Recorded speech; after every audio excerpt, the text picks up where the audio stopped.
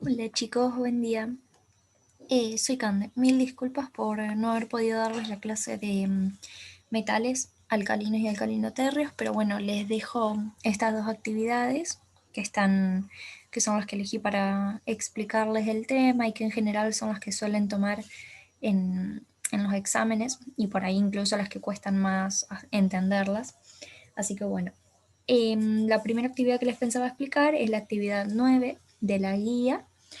Y bueno, más o menos preparé como una introducción para empezar a explicarles el tema. El tema está relacionado con la dureza del agua. La dureza del agua es una propiedad que resulta de la mayor o la menor cantidad de sales disueltas que están presentes en esa muestra de agua. Y fundamentalmente se debe a iones calcio y magnesio. O sea, en general, debido a la presencia de muchos iones, pero la dureza fundamentalmente se debe a la presencia de estos dos tipos de iones. Y por lo tanto, el grado de dureza, es decir, el hecho de que se clasifique en blanda, eh, dura o muy dura, por ejemplo, es directamente proporcional a la concentración de sales que contengan esos iones, los iones de calcio y de magnesio. Ahora, se puede hablar de dos tipos de dureza. La dureza temporaria, en el caso de que los iones calcio y magnesio se encuentran acompañados del ion bicarbonato, o bien se puede hablar de dureza permanente si esos iones calcio y magnesio están acompañados de nitratos, sulfatos o cloruros. La dureza temporaria es mucho más fácil de eliminar, mientras que para la dureza permanente por ahí se necesita métodos más específicos. La dureza total, se define como la suma de la concentración de los iones calcio más la concentración de los iones magnesio. Y se expresa en ppm, en partes por millón, es decir, en miligramos por litro. Pero por convención se expresa en miligramos de carbonato cálcico, de carbonato de calcio, por litro. O también se puede expresar, pero es menos común, en grados franceses. Ahora, la dureza se puede eliminar por varios métodos, de los cuales yo les puse tres, que son los que eh, les suelen mostrar. Se puede eliminar por ebullición, por ejemplo, pero mediante la ebullición solo se elimina la dureza temporaria, es decir, la que se encuentra en forma de bicarbonato cálcico. Por el método de la cal sosa se pueden eliminar ambas, es decir, la dureza temporaria y la permanente. Y consiste en el agregado de cal apagada. La cal apagada es hidróxido de calcio y además también se adiciona carbonato de sodio. También se puede eliminar por intercambio iónico, pero bueno, no suelen ver nada más que la teoría. Bueno.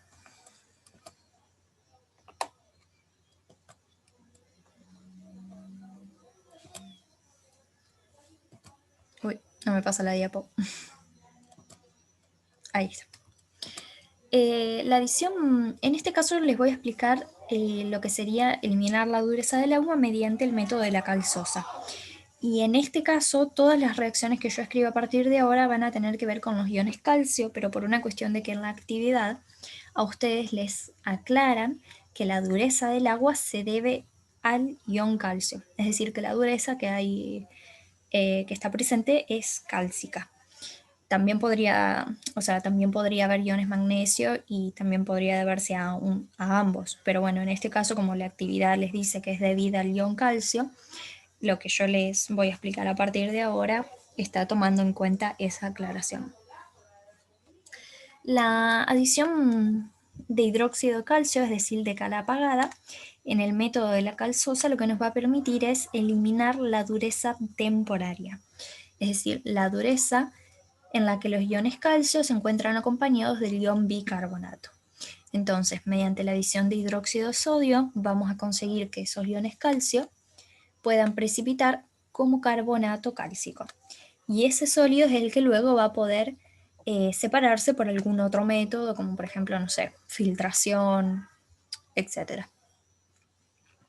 Ahora, dijimos que por el método de la cal sosa también podía eliminarse dureza permanente. Y la dureza permanente es en la que los iones calcio, en este caso, se encuentran acompañados de nitratos, cloruros o sulfatos. y en este caso, o en general, es lo que suele ser más común, se encuentran acompañados de nitratos.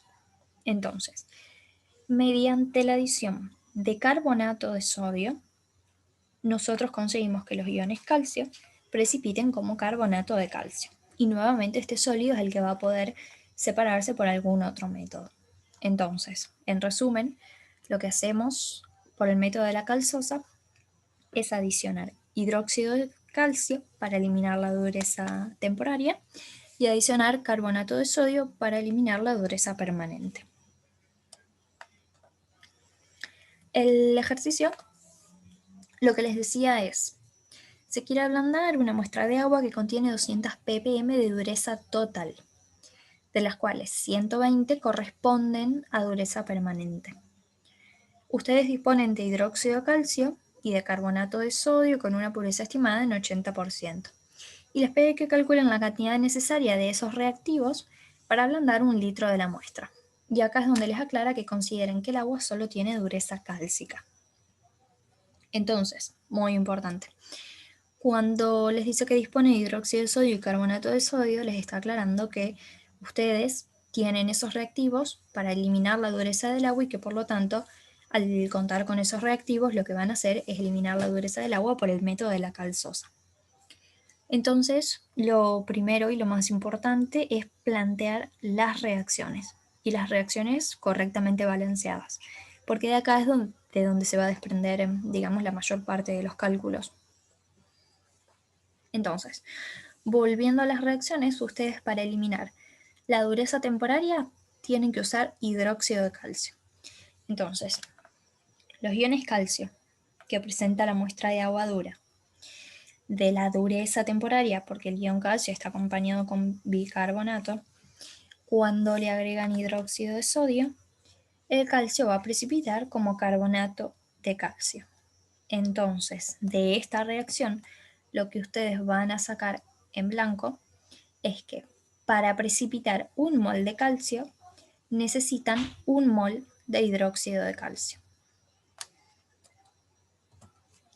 Lo mismo van a plantear para la dureza permanente. Para la dureza permanente utilizan carbonato de sodio. Entonces, para precipitar los iones calcio de la dureza permanente, que se acuerdan es en la que los iones se encuentran acompañados de nitrato, van a necesitar 1 mol de carbonato de sodio. Entonces, volviendo a los datos del problema, ustedes tenían 200 ppm de dureza total.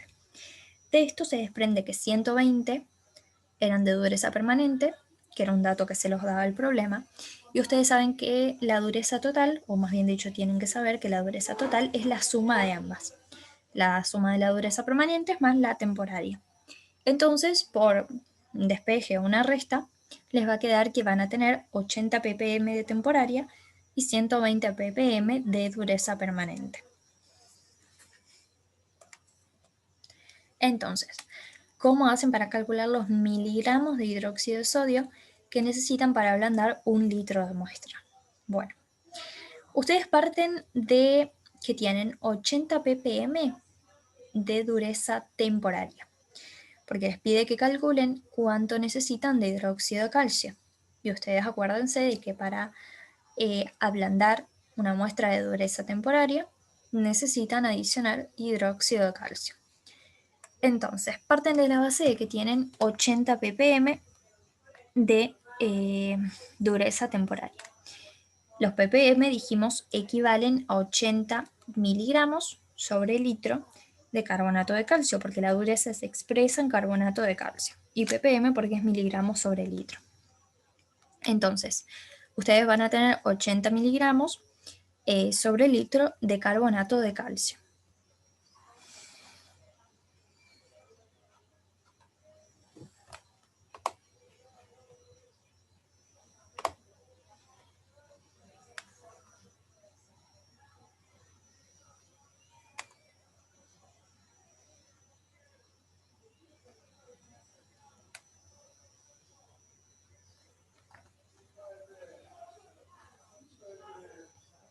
Uy, se me salió.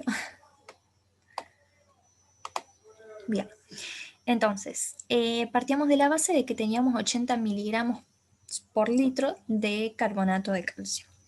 Ahora, ¿se acuerdan de la reacción que habíamos planteado al principio?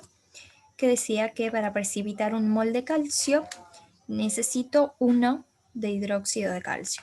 Entonces, lo que yo quiero es averiguar cuántos moles por litro de hidróxido de calcio necesito para ablandar 1 litro de muestra.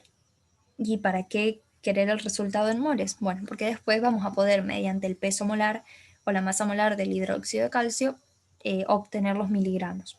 Entonces, volviendo, partimos de que tenemos 80 miligramos de carbonato de calcio por litro. Entonces, para tratar de llegar a moles por litro, lo que hacemos es multiplicar por el peso molar del carbonato de calcio y luego para cancelar unidades por este factor de 1 gramo que equivale a 1 por 10 a la 3 miligramos. Entonces terminamos obteniendo que 80 miligramos por litro de carbonato de calcio equivalen a 8 por 10 a la menos 4 moles por litro. Ahora, habíamos visto que necesitábamos un mol de calcio para un mol de hidróxido de calcio para precipitar un mol de calcio. Entonces, ¿cuánto vamos a necesitar para precipitar 8 por 10 a la menos 4? Bueno, 8 por 10 a la menos 4 moles por litro de hidróxido de calcio vamos a necesitar para precipitar la misma cantidad de iones calcio. Ahora, a través de la masa molar del hidróxido de calcio, un mol equivale a 74 gramos, un mol sobre gramo, y teniendo la cantidad de moles por litro del hidróxido de calcio van a poder sacar los miligramos de hidróxido de calcio que necesitan. Entonces, ustedes para ablandar 1 litro de muestra van a necesitar 59,2 miligramos de hidróxido de calcio. Pero esto todavía no se termina, porque en el enunciado les aclaraba que ustedes tenían sus reactivos con una pureza del 80%. ¿Esto qué quiere decir? Que ustedes van a tener 80 miligramos de ese reactivo, en este caso van a tener 80 miligramos de hidróxido de calcio en 100 gramos de muestra. Eso es lo que quiere decir 80% de pureza. Entonces, lo que ustedes tienen acá, es decir, si ustedes van y pesan 59,2 miligramos de hidróxido de calcio, lo van a estar pesando con un 80% de pureza, porque es lo que les indica el enunciado que tienen. Pero ustedes van a necesitar averiguar cuánto necesitan para un 100%, no para un 80%. Entonces, con una regla de 3 van a sacar cuánto hidróxido de calcio en miligramos necesitan para ablandar 1 litro de muestra si la misma tiene un 80% de pureza. Bueno, el resultado es 74 miligramos. Para calcular los miligramos de carbonato de sodio, realizan el mismo procedimiento o el mismo mecanismo. Saben que tienen 120 ppm, que eso equivale a miligramos de carbonato de calcio sobre litro. Con la masa molar lo pasan a moles, con la relación molar que sacaron de esa reacción, van a poder sacar la cantidad de moles de carbonato de sodio que necesitan para ablandar 1 mol de muestra. Y bueno, a través del peso molar del carbonato de sodio van a poder sacar los miligramos que ustedes necesitarían para ablandar 1 litro de muestra. Pero de nuevo, recuerden que esos miligramos que ustedes tienen de carbonato de sodio tienen un 80% de pureza.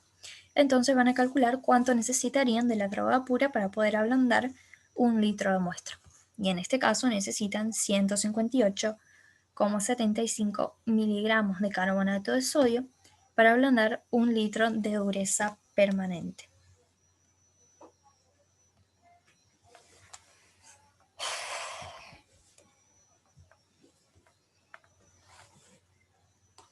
Y bueno, esto sería como todo por este ejercicio.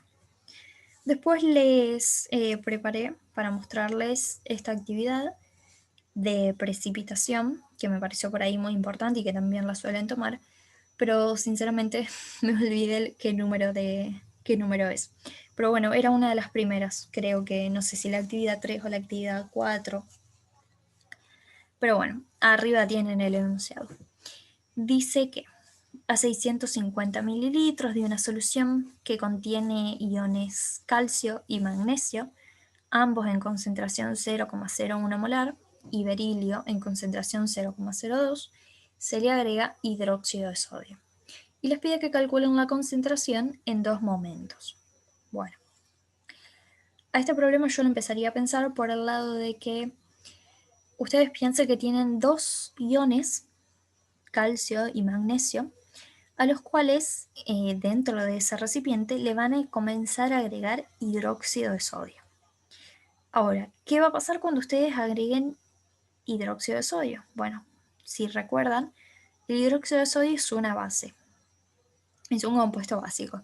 Entonces, cuando ustedes comiencen a agregar el hidróxido a su recipiente que contiene los iones, esta base y este ion hidroxilo se va a comenzar a combinar con los cationes y probablemente va a empezar a precipitar. Entonces, lo primero que ustedes tienen que hacer es buscar en el compendio las constantes, que en este caso, como tenemos reacciones de precipitación, porque saben que estos iones, calcio, magnesio y berilio, iones divalentes, precipitan como hidróxidos en presencia de esta base. Entonces, para las reacciones de precipitación, las constantes pasan a ser las KPS, es decir, las constantes de solubilidad. Entonces van a buscar en el compendio las reacciones de los iones más el hidroxilo o la base y la formación del hidróxido y van a anotarlas. Ahora, ustedes tienen que tener presente que la KPS les va a indicar qué tan soluble es este compuesto, es decir, que ustedes a partir de sus valores van a poder sacar cuál de los iones va a comenzar a precipitar primero. Que por ahí no sé si se acuerdan y yo creo que lo estoy diciendo bien, si no, bueno, después me mandan un mensajito y me corrigen, o no me den bolilla, que creo que la KPS con menor valor, como en este caso es la del berilio, que es 1 por 10 a la menos 21, indica que el compuesto va a ser el menos soluble, es decir, que va a ser el que va a precipitar primero. Entonces lo que ustedes les piden es que calculen la concentración de iones berilio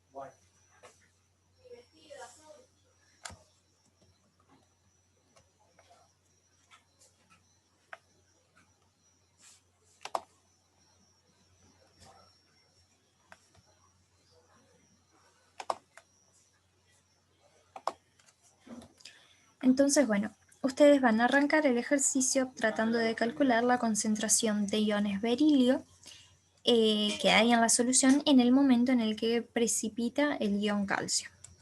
Entonces empiezan. Primero, para poder empezar a calcular esto, tienen que tener muy en cuenta cómo se escribía, o sea, qué es la KPS, que es esta constante de solubilidad, que si se acuerdan es la concentración de los reactivos sobre los productos, pero como en este caso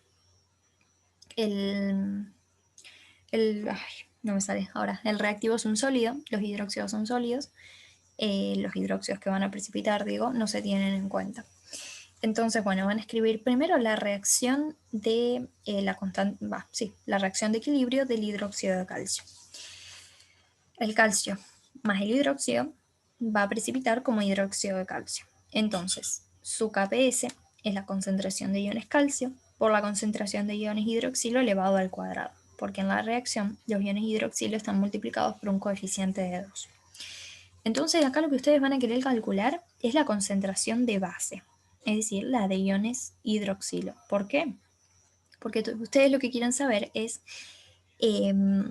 a qué concentración, digamos, de base, es decir, a qué concentración de hidróxido de sodio va a precipitar el ion calcio. Y una vez que tengan a qué concentración el ion calcio precipitó, es decir, en qué instante precipitó, a partir de ahí van a poder calcular la concentración de iones berilio en ese momento. Entonces, una vez que plantean la Kps, de esa ecuación ustedes van a despejar la concentración de iones hidroxilo. Y poniendo la constante y la concentración de iones calcio, van a obtener que a los 8,014 molar precipita el ion calcio. Y ahora, como saben a qué concentración de base precipita el ion calcio, plantean la reacción de equilibrio del hidróxido de berilio. Entonces, saben que la Kps es la concentración de iones berilio por la concentración de iones hidroxilo al cuadrado, y de esa ecuación van a despejar. Como ya saben la concentración de base a la que precipitan el ion calcio, lo que ustedes van a querer averiguar es en ese momento qué concentración de iones berilio hay. Entonces van a despejar de la Kps y van a calcular. Entonces, para el momento en el que el ion calcio precipita, ustedes tienen 5,1 por 10 a la menos 18 mol por litro de iones berilio. Una concentración bajísima de iones berilio libres, digo, en la solución. Y lo mismo van a hacer para el momento en el que precipita el ion magnesio. Plantean la constante de equilibrio, plantean la reacción de equilibrio, despejan la concentración de iones hidroxilo y eso les va a dar la concentración en moles por litro de base a la que precipita el ion magnesio. Con esa concentración de base van a despejar la concentración de iones berilio y entonces les va a quedar que 1,12 por 10 a la menos 12 mol por litro es la concentración de iones berilio que quedan libres cuando el ion magnesio precipita. Entonces, bueno, eso es todo lo que digamos, lo que necesitan saber para este problema y cómo se resolvería. Bueno, espero por ahí haber sido clara y haberlos ayudado. Cualquier cosita, no duden en mandarnos, ni al grupo, ni al privado. Y bueno, eso es todo.